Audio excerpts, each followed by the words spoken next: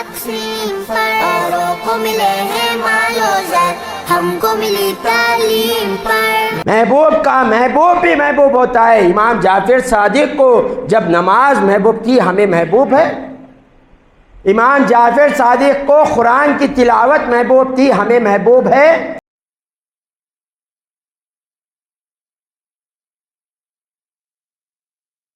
الحمدللہ رب العالمین والصلاة والسلام علی سید المرسلین وعلی آلہ واصحابہ اجمعین ومن تبعہم بإحسان الی یوم الدین، اما بعد۔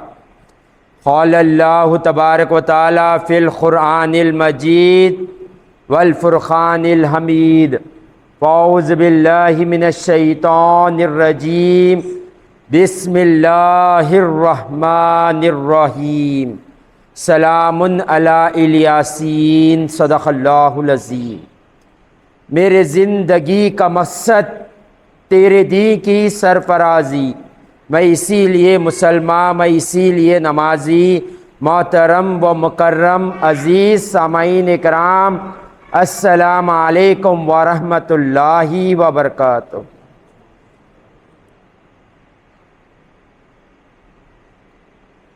تیری نسل پاک میں ہے بچہ بچہ نور کا، تیری نسل پاک میں ہے بچہ بچہ نور کا، تو ہے عین نور تیرا سب گھرانہ نور کا۔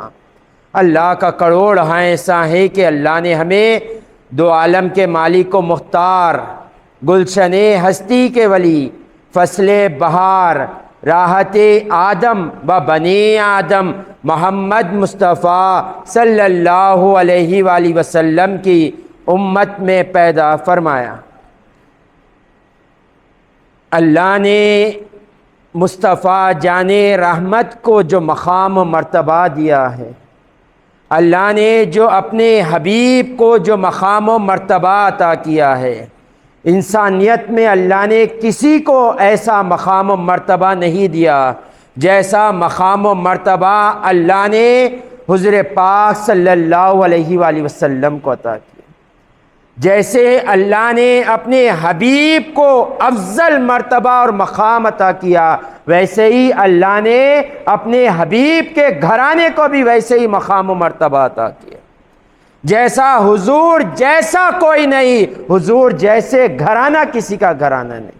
اللہ نے ایسی شان حضور کو بھی عطا کی، حضور کے گھرانے والے کو بھی عطا کی۔ اس لیے اعلیٰ حضرت نے کہا تھا، تیری نسل پاک میں ہے بچہ بچہ نور کا، تو ہے عین نور تیرا سب گھرانہ نور کا۔ حضور پاک صلی اللہ علیہ وآلہ وسلم اپنی اور اپنے گھر والوں کی فضیلت بیان کرتے ہوئے بتاتے ہیں، جب تک کوئی شخص مومن نہیں ہو سکتا، کوئی شخص مومن نہیں ہو سکتا جب تک اس کے نزدیک میری جان اس کی جان سے زیادہ عزیز نہ ہو جائے۔ کوئی مومن نہیں ہو سکتا جب تک میری اہل بیت اس کے اہل بیت سے زیادہ عزیز نہ ہو جائیں، میرے گھر والے اس کے گھر والے سے عزیز نہ ہو جائیں، جب تک کوئی مومن نہیں ہو سکتا۔ تو سوچے حضور نے کیسا مقام اپنا اور اپنے گھر والوں کا بتایا۔ ہمارا ایمان کا دار و مدار کامل الایمان کو حضور نے اپنے گھر پر رکھ دیا۔ تم جس قدر میرے گھرانے سے محبت کرو گے، اس قدر تم کامل درجے کے مومن بن جاؤ۔ اللہ نے یہ شان حضور کو اور حضور کے گھر والوں کو عطا فرمائی۔ سوچے آپ کیسی شان حضور فرما رہے، میری جان تمہیں اپنی جان سے زیادہ عزیز نہ ہو جائیں، تم مومن نہیں ہو سکتے۔ میرے گھر والوں کی جان تمہارے گھر والوں سے جان سے زیادہ عزیز نہ ہو جائے، تم مومن نہیں ہو سکتے۔ کیسا اللہ نے حضور کو حضور کے گھرانے کو مقام عطا کیا ہے۔ میں آج اسی کے گھرانے کے ایک شخص کا ذکر کرنے جا رہا ہوں، جسے ہم آل رسول حضرت امام جعفر صادق رضی اللہ تعالیٰ عنہ کے نام سے جانتے۔ اللہ نے امام جعفر صادق رضی اللہ تعالیٰ عنہ کو جو مقام و مرتبہ دیا ہے، آپ عالم با عمل بھی، صوفی با صفا بھی آپ۔ اللہ نے آپ کو ایسا مقام و مرتبہ عطا کیا۔ امام جعفر صادق رضی اللہ تعالیٰ عنہ حضور پاک صلی اللہ علیہ وآلہ وسلم کے علم نبوت کے 5ویں یہ چراغ ہے۔ حضور کا علم نبوت، علم باطن آپ سے منتقل ہو کر مولا کائنات شیر خدا حضرت علی رضی اللہ تعالیٰ عنہ تک پہنچا۔ آپ سے منتقل ہو کر شہنشاہ کربلا، حق و باطن میں فیصلہ کرنے والے امام حسین رضی اللہ تعالیٰ عنہ تک پہنچا۔ پھر آپ سے منتقل ہو کر امام زین العابدین رضی اللہ تعالیٰ عنہ تک پہنچا۔ امام حسین سے امام زین العابدین تک پہنچا، پھر وہاں سے منتقل ہو کر امام باقر رضی اللہ تعالیٰ عنہ تک پہنچا، پھر وہاں سے منتقل ہو کر امام جعفر صادق رضی اللہ تعالیٰ عنہ تک پہنچا، جسے ہم کنڈوں کی نیاز سے مشہور جانتے ہیں، امام جعفر صادق رضی اللہ تعالیٰ عنہ۔ اللہ نے علم نبوت کا آپ کو حصہ عطا کیا تھا، حضور کے علم باطن کا آپ کو اللہ نے حصہ عطا کیا تھا۔ آپ علم طریقت میں بھی ماہر، علم شریعت میں بھی ماہر۔ ہم سمجھتے ہیں امام جعفر صادق سرکار صرف طریقت کے شخص صوفی ہے، ہم سمجھتے ہیں نہیں، آپ کے دور میں کوئی آپ جیسا موجود نہیں تھا، آپ کے دور میں کوئی آپ جیسا موجود نہیں تھا۔ اور ایک بات سن لے، وہ دور امام اعظم کا دور تھا، وہ دور امام مالک کا دور تھا۔ امام مالک اور امام احمد بن حنبل اور امام اعظم ابو حنیفہ رضی اللہ تعالیٰ عنہ آپ کے بارگاہ میں ہاتھ باندھے سر جھکائے ٹھہرے ہوتے۔ امام مالک رضی اللہ تعالیٰ عنہ آپ کے عبادت کے بارے میں بیان کرتے، میں جب بھی امام جعفر صادق رضی اللہ تعالیٰ عنہ سے ملاقات کرا، میں نے ہر وقت انہیں 3 چیزوں میں سے ایک چیز میں پایا۔ میں جب جاتا، کبھی آپ نماز میں ہوتے یا کبھی آپ قرآن کی تلاوت میں ہوتے یا کبھی آپ روزے میں رہتے، میں نے اس سے ہٹ کر کوئی اور حالت میں آپ کو نہیں پایا۔ یہ امام جعفر صادق رضی اللہ تعالیٰ عنہ کی عبادت۔ ایک شخص امام اعظم ابو حنیفہ رضی اللہ تعالیٰ عنہ کے پاس آیا، آ کر کہنے لگا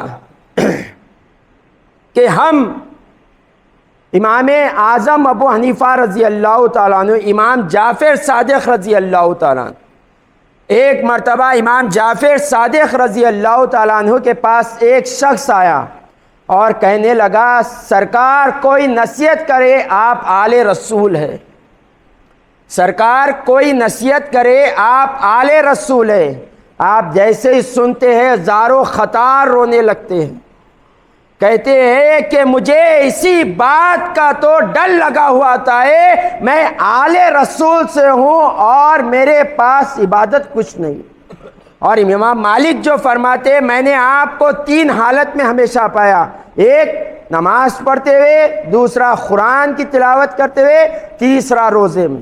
اور آپ کا خوف خدا یہ ہے، آپ کے اعلیٰ درجے کی انکساری یہ ہے، مجھے ڈر لگتا ہے کہیں نسبت مجھے کل قیامت کے دن جب پہنچوں تو بتا، حضور پوچھیں گے میری ہاتھ سے تھا تو نے کیا کیا۔ اتنا خوف خدا امام جعفر صادق رضی اللہ تعالیٰ عنہ۔ امام مالک جیسی ہستی کہہ رہی ہے، آپ کی گواہی دے رہی ہے عبادت کی، اور آپ کی انکساری یہ ہے کہ آپ کو ڈر لگا رہتا تھا اللہ سے۔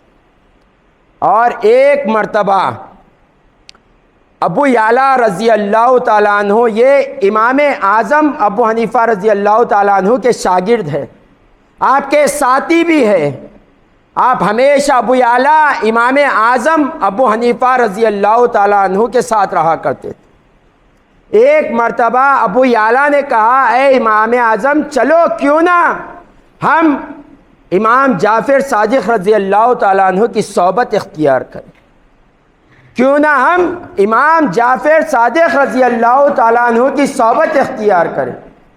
تو آپ نے کہا ٹھیک ہے، یہ کہہ کر امام اعظم ابو حنیفہ رضی اللہ تعالیٰ عنہ امام جعفر صادق رضی اللہ تعالیٰ عنہ کے پاس آتے، آپ یاد رکھیں امام اعظم وہ ہستی ہے جس کے بارے میں نبی کریم رؤوف الرحیم صلی اللہ علیہ وسلم نے ارشاد فرمایا اگر علم ثریا ستارے تک چلے جائیں، علم ثریا ستارے تک چلے جائیں، یہ ستارہ سب سے آخری ستارہ ہے، اس سے بلند کوئی ستارہ نہیں ہے، سورج اس کے نیچے، چاند اس کے نیچے، تمام ستارے اس کے نیچے، ثریا سب سے اعلیٰ ستارہ ہے۔ حضور نے فرمایا وہاں تک بھی چلے جائیں، فارس سے میرا ایک امتی پیدا ہوگا، وہ علم وہاں سے بھی لے کر آئے گا، اور محدثین فرماتے ہیں وہ اور کوئی نہیں، وہ امام اعظم ابو حنیفہ ہے۔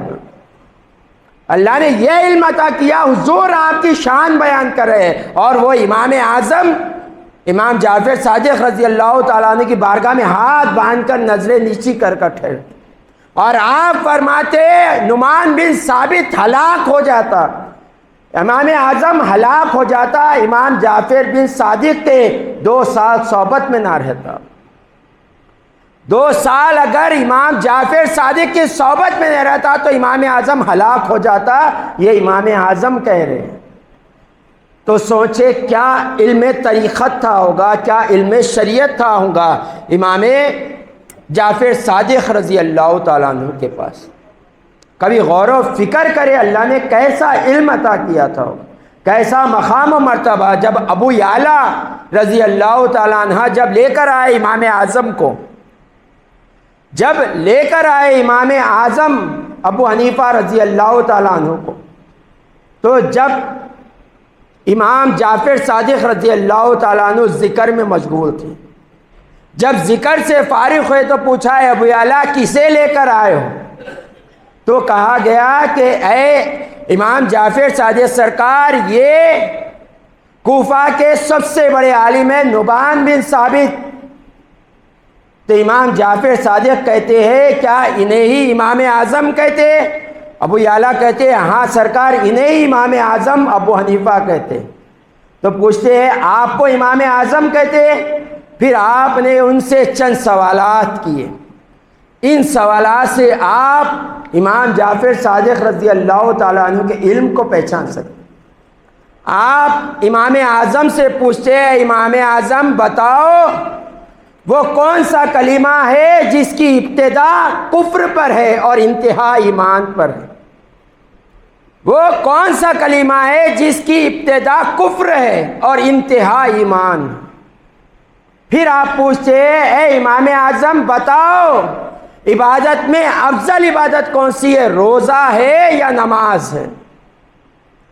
پھر آپ پوچھتے ہیں امام اعظم بتاؤ قتل بڑا گناہ ہے یا زنا بڑا گناہ ہے؟ پھر آپ پوچھتے ہیں اے امام اعظم بتاؤ اللہ نے آنکھ کا پانی کیوں کھارا رکھا، کان کا پانی کیوں کڑوا رکھا، ناک میں حرارت کیوں رکھی اور منہ کا پانی میٹھا کیوں رکھا؟ امام اعظم سے جب پوچھتے ہیں تو امام اعظم سر نیچے کر کر ٹھہرے ہوئے ہوتے ہیں، تو آپ فرماتے بتاؤ وہ کلمہ کون سا ہے جس کی ابتدا کفر ہے انتہا ایمان ہے؟ آپ کہتے ہیں میں نہیں جانتا۔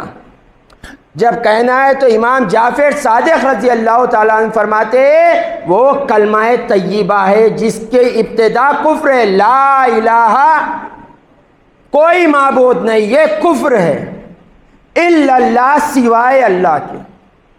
تو ابتدا کفر ہے انتہا ایمان ہے۔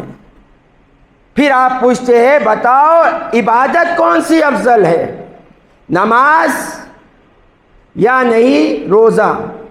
تو امام اعظم ابو حنیفہ رضی اللہ تعالیٰ عنہ وہی کہتے ہیں جو ہم سوچ رہے، یعنی نماز۔ ہم میں سے بھی پوچھ لے ہر کوئی یہ کہے گا کہ نماز افضل عبادت۔ تو آپ فرماتے نماز اگر افضل عبادت ہوتی تو حائضہ عورت کو نماز کا حکم دیا جاتا تھا، روزے کا نہیں دیا جاتا۔ حائضہ عورت کے اوپر نماز معاف ہے جبکہ روزہ معاف نہیں ہے۔ روزہ ہوگا تو قضا کرے گی حائضہ عورت جو حیض میں ہوتی ہے، رمضان کے روزے وہ بعد میں قضا کرے گی، نماز قضا نہیں کرے گی۔ امام اعظم خاموش کھڑے ہوتے ہیں، پھر پوچھتے بتاؤ سب سے بڑا گناہ کیا ہے، قتل ہے یا زنا ہے؟ تو کہا جاتا ہے قتل ہے، تو آپ فرماتے ہیں اگر قتل سب سے بڑا گناہ ہوتا تو قتل کے لیے 2 گواہ ہونا ضروری ہے۔ آپ اگر کسی کو قتل کرتے ہوئے دیکھ لیے تو 2 گواہ ضروری ہوتی ہے شریعت میں۔ آپ فرماتے اگر قتل پر 2 گواہ ہونا تو زنا پر 4 گواہ ہونا ہے۔ قتل کے 2 گواہ مانے جائیں گے، زنا کے 2 نہیں مانے جائیں گے، 4 مانے جائیں گے۔ بتاؤ گناہ کون سا بڑا ہے؟ اگر کوئی قتل کرتے ہوئے 2 شخص گواہی دے دے تو اس کے پر قتل لاگو کر دیا جائے گا، مگر زنا میں 2 گواہی دیں گے تو قبول نہیں کی جائے۔ تو بتاؤ زنا بڑا گناہ ہے یا قتل بڑا گناہ ہے؟ امام اعظم ابو حنیفہ نظریں نیچے کرے ٹھہرے ہوئے بندے، پھر آپ سے پوچھتے بتاؤ آنکھ کا پانی اللہ نے کیوں کھارا رکھا؟ تو آپ فرماتے یہ جو آنکھ ہے یہ ایک چربی کا لڈا ہے، چربی کا ڈھیپا ہے، اگر اس میں نمک کا پانی نہ رکھتے تو یہ دھوپ سے پگھل جاتی تھی۔ جو یہ کھارا پن ہے آنکھ کو سلامت رکھا ہوا ہے، اس لیے اللہ نے آنکھ میں کھارا پن رکھا ہے۔ پھر آپ پوچھتے بتاؤ کان میں کڑوا پانی کیوں ہوتا ہے؟ کان کا پانی کڑوا کیوں ہوتا ہے؟ آپ فرماتے اگر کوئی جانور کوئی کیڑا آپ کے کان میں چلے جائے، اس کے ذریعے دماغ میں جانے کی کوشش کرے، وہ پانی چکھتا ہے اور فوراً باہر آ جاتا ہے، سوچتا ہے اتنا کڑوا پانی ابتدا میں ہے تو انتہا کا کیا عالم۔ اللہ نے انسان کی حفاظت کے لیے کان کا کڑوا پانی رکھا ہے۔ پھر آپ پوچھتے بتاؤ ناک میں حرارت کیوں؟ جب سانس لیتے تو گرم کیوں آتی ہے؟ سانس چھوڑ کر دیکھو گرم کیوں آتی ہے؟ آپ فرماتے اگر ناک میں حرارت نہ ہوتی بدبودار بو تمہارے دماغ کو سڑا دیتے تھے۔ یہ آپ کے فلٹر کرنے کا کام کرتی ہے ناک کی جو حرارت ہوتی ہے۔ پھر آپ پوچھتے بتاؤ منہ کا پانی میٹھا کیوں ہے؟ آپ فرماتے ہیں اگر منہ کا پانی میٹھا نہ ہوتا تو ذائقہ معلوم نہ ہوتا۔ کڑوا کھٹا کھارا یہ سب میٹھے پانی کی وجہ سے۔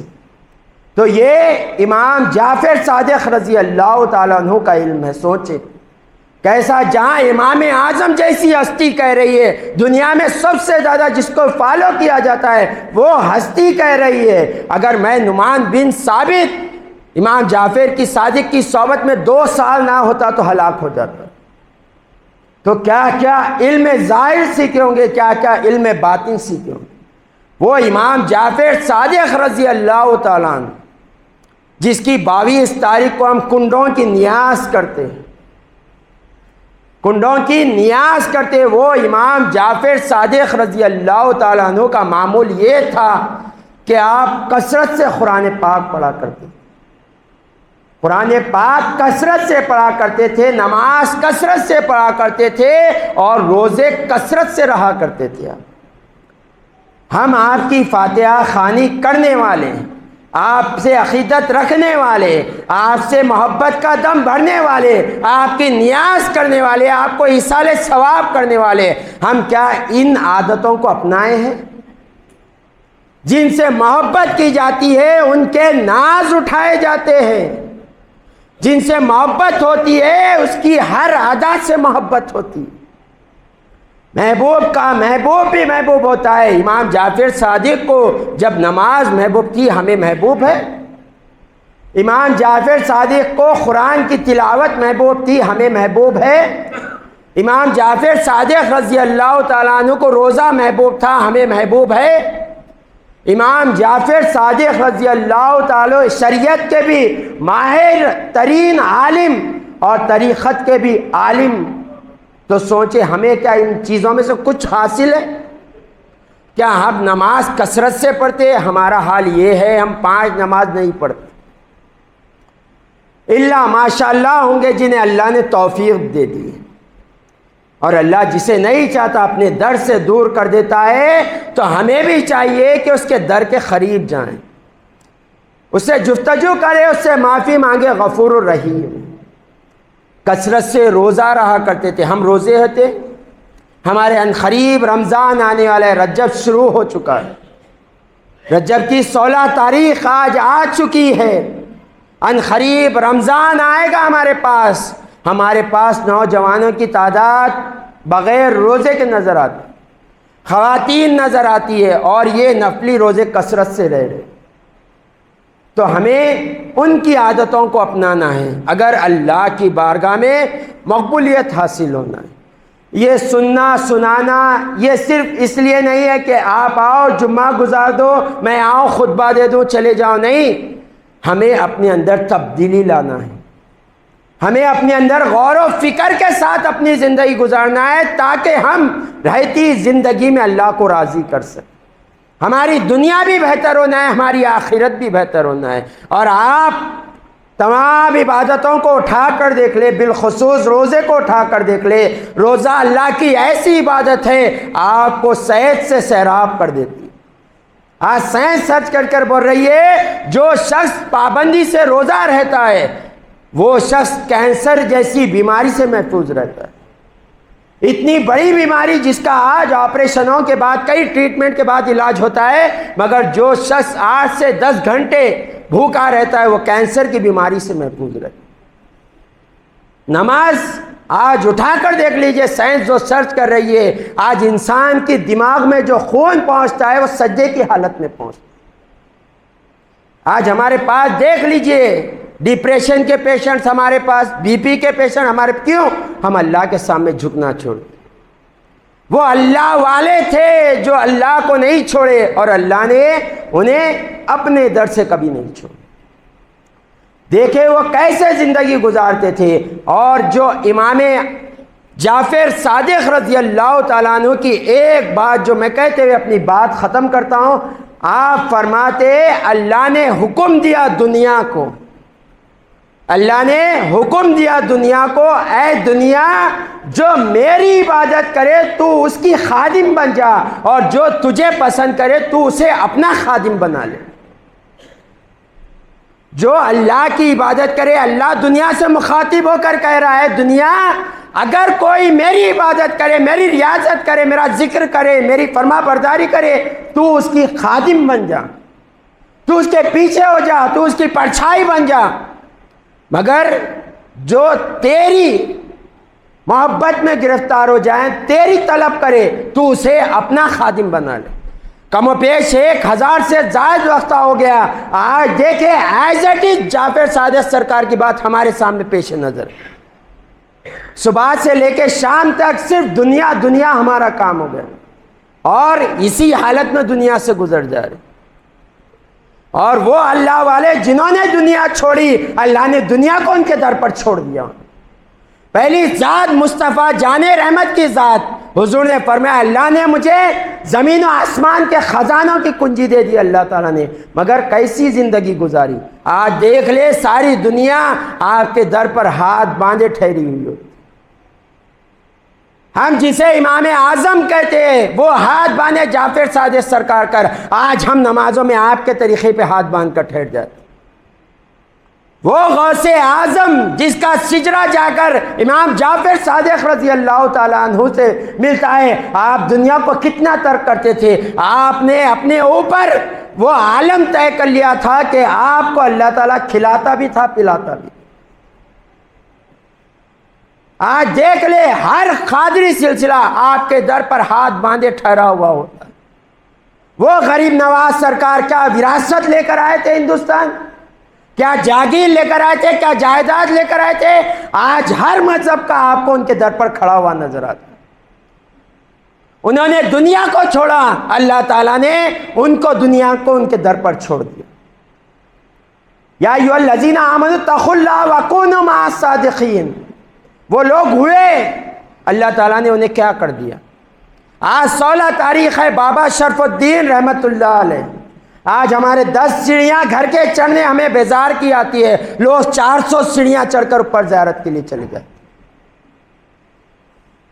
16 تاریخ بندہ نواز سرکار کی بھی دیکھ لے، جا کر شہنشاہ دکن کہا کرتے، چھوڑا دنیا کو، کتابیں اٹھا کر پڑھے تعلیم کیسے دی. انہوں نے دنیا کو چھوڑا، اللہ نے دنیا کو ان کے پیچھے چھوڑ دی. اور آج ہم دنیا کے پیچھے لگے ہوئے، دنیا ہمیں قبر میں چھوڑنے کی تیاری میں لگے. کس کے لیے دنیا اپنا رہے؟ اپنی اولاد کے لیے، اپنے ماں باپ کے لیے، اپنے بیوی بچوں کے لیے. حق ادا کرے. یہ دنیا کبھی آپ سے راضی نہیں ہوگی، یہ بات یاد رکھے، ذہن نشین کر لے، کوئی ہو آپ سے راضی نہیں ہوگا۔ ساری زندگی نیکی کا معاملہ کرے، احسان کا معاملہ کرے، ایک مرتبہ ہاتھ کھینچ کر دیکھ لے آپ کے ساتھ کیا سلوک کیا جائے۔ جو آپ سے ملنے کے لیے ترستے تھے وہ آپ سے دور بھاگنا شروع کر دیں، جو آپ کی تعریف کرتے ہوئے نہیں تھکتے تھے وہ آپ کی شکایتیں کرنے لگ جائیں۔ گیو ریسپیکٹ ٹیک ریسپیکٹ کا قانون ہے دنیا کا، عزت دو عزت ملے گی، عزت روک لو آپ کو ذلیل کرنے میں کوئی کسر نہیں چھوڑا جائے۔ مگر اللہ کا قانون الٹا ہے، بندے ساری زندگی نافرمانی میں گزر گئی، پرواہ نہیں ہے، آ تو جا میرے در پر، دیکھ تو صحیح مجھے مانگ کر، ہاتھ تو اٹھا میری بارگاہ میں، آنسو تو بہا میرے پاس، عزت تو طلب کر، ساری دنیا کو عزت کرنے لائق لگا دوں گا۔ اور اسی رب سے ہم دور ہو گئے۔ اللہ چاہتا ہے کہ بندہ مجھے پوچھے اور بندہ بندوں کو پوچھنے میں مصروف ہو گیا۔ اللہ نے ویسے ہی لگا دیا، جو اللہ کے سامنے جھکتا ہے اللہ کسی کے سامنے نہیں جھکاتا، اور جو بندوں کے سامنے جھکتا ہے وہ در بدر جھکتے رہتا ہے۔ تو ہمیں جعفر صادق رضی اللہ تعالیٰ عنہ سے یہ سیکھنا ہے، آپ کے فاتحہ خوانی نیاز یہ اس لیے کرنا ہے کہ آپ کی ہر ادا سے ہمیں محبت، عبادت زندگی کا معمول بنا دے۔ پہلے مشقت ہوتی ہے پھر عادت تبدیل ہو جاتی، تو ہم کوشش کریں۔ اور ایک جو چیز ہمارے پاس ہوتی ہے 22 رجب کو کنڈوں میں فاتحہ دی جاتی ہے، تو یہ بات یاد رکھے، یہ جو نیاز ہوتی ہے امام جعفر صادق رضی اللہ تعالیٰ کی جو فاتحہ خوانی ہوتی ہے یہ ایصال ثواب کا ذریعہ ہے۔ ایصال ثواب کرنا مستحب ہے، نہ فرض ہے نہ واجب۔ مستحب ہے، کرے ثواب، نہیں کرے گناہ نہیں ہوگا۔ مگر ہمارے پاس اتنے کنڈیشن لگا دیتے وہ فاتحہ میں کہ کنڈوں میں کھانا ہے، کنڈوں میں ہاتھ دھونا ہے، ایک جگہ پر ہاتھ دھونا ہے۔ پہلے ہماری قوم شریعت سے دور، ہماری قوم علم سے دور، اگر ہماری آنے والی نسلیں جائر رہیں گی تو ایک دین کا حصہ سمجھ بیٹھے گی۔ آپ اگر گوشت پہ ہی فاتحہ جلائیں گے تو فاتحہ ہو جائے گی، آپ اگر بریانی پکا کر کھلائیں گے تو فاتحہ خوانی ایصال ثواب ہو جائے گا۔ کنڈیشن شرط نہ رکھے، کر رہے تھے بڑے لوگوں نے احترام کیا، کرے بتائیں، مگر دین کا حصہ نہیں ہے بھائی۔ آپ ہاتھ کنڈے میں بھی دھو سکتے ہیں، آپ جا کے واش بیسن میں بھی دھو سکتے ہیں۔ ایصال ثواب کا ذریعہ ہے۔ امام جعفر صادق رضی اللہ تعالیٰ عنہ آپ کے ہاتھ کنڈے میں دھونے سے راضی نہیں ہوتے، نہ واش بیسن میں دھونے سے ناراض ہوتے۔ ان کا مقصد تھا بندوں کو اللہ سے ملانا۔ آپ وعدہ کریں امام جعفر صادق، آپ سچے تھے میں سچا ہو جاؤں گا جب وہ آپ سے خوش ہوں گے۔ عہد کرے، فاتحہ دلاتے نا، وعدہ بھی کرے جعفر صادق سے، آپ ساری زندگی صادق بن کر گزارے، میں بھی سچا بن جاؤں۔ یہ سب سے بڑا تحفہ ہوگا امام جعفر صادق رضی اللہ۔ اور ایک بات ذہن نشین کر لے، دنیا کو راضی کرنا چھوڑ دے، اللہ کو راضی کرنے لگ جائے۔ آپ اللہ کو راضی کر لے، اللہ دنیا خود بخود راضی کر دے گا۔ آج دیکھ لے 14 سال کی ہمارے پاس سٹی کھڑے ہوئی ہے، جنہوں نے دنیا کو راضی کیا خبراں ویران پڑے ہوئے، اور جنہوں نے اللہ کو راضی کیا، ارے خون کا رشتہ نہیں، جان نہیں، پہچان نہیں، جا کر ہاتھ باندھے کھڑے ہوئے ہوتے۔ کیوں؟ انہوں نے اللہ کو اپنایا تھا، فَاذْكُرُونِي أَذْكُرُكُمْ، انہوں نے اللہ کو یاد کیا تھا، آج اللہ ساری دنیا کو ان کی یاد دلا۔ سوچے اپنی زندگیوں پر، غور و فکر کرے، آج ہے کل ہوں گے نہیں معلوم۔ یہ دنیا راضی ہونے والی چیز نہیں ہے۔ امام جعفر صادق سرکار ساری زندگی اللہ کو راضی کرتے ہوئے اور بندوں کو اللہ سے ملاتے ہوئے گزار دیے۔ ہمیں بھی چاہیے کہ ہم ان کے نقش قدم پر چلے۔ وَكُونُوا مَعَ الصَّادِقِينَ کا مطلب یہی ہے، سچوں کے ساتھ ہو جاؤ، تو صرف اٹھنا بیٹھنا نہیں، ان کے حرکات کو اپنانا ہے۔ ہمیں یہ کوشش کرتے اپنی